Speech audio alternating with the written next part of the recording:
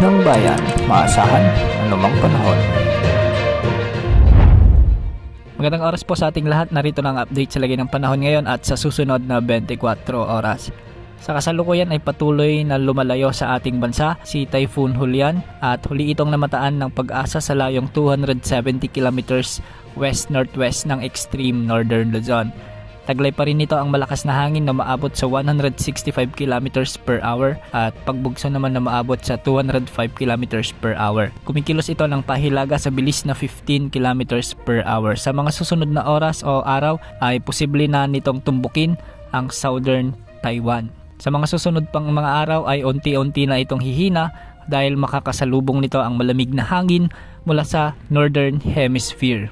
Samantala dahil pa rin kay Bagyong Julian, nakakaranas pa rin ng maulan hanggang sa kung minsan ay may pagbugso ng hangin sa bahagi ng Batanes at Babuyan Islands. Ang mga lugar na ito ay may nakataas pa ring tropical cyclone wind signal number 1, kaya asahan pa rin ang mga pag-ulan na kung minsan ay may mga malalakas hanggang sa matitinding pagbuhos ng ulan. Samantala dahil naman sa trough o extension ni Typhoon Julian, asahan pa rin ang maulap na kalangitan na may mga kalat-kalat na pag-ulan at pagkidlat-pagkulog sa bahagi ng La Union, Pangasinan, Ilocos Sur at Ilocos Norte.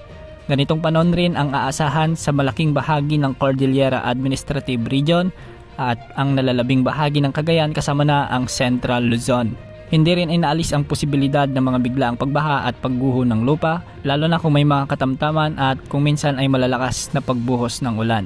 Samantala umiiral naman ang easterlies o ang mainit na hangin sa bahagi ng Davao Region at Soc-Sargen. Ang mga lugar na ito ay makakaranas din ng maulap na kalangitan na may mga kalat-kalat na pagulan at pagkidlat-pagkulog. Posible rin ang mga biglaang pagbaha o pagguho ng lupa, lalo na kung may mga katamtaman hanggang sa malalakas na pag-ulan.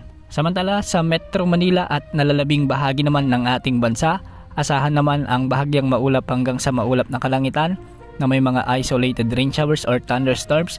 Dulot naman ito ng mga localized thunderstorms. Samantala ayon sa mga wind models, pinapakita nito na posibleng magtapos na ang habagat season ngayong taon sa ating bansa.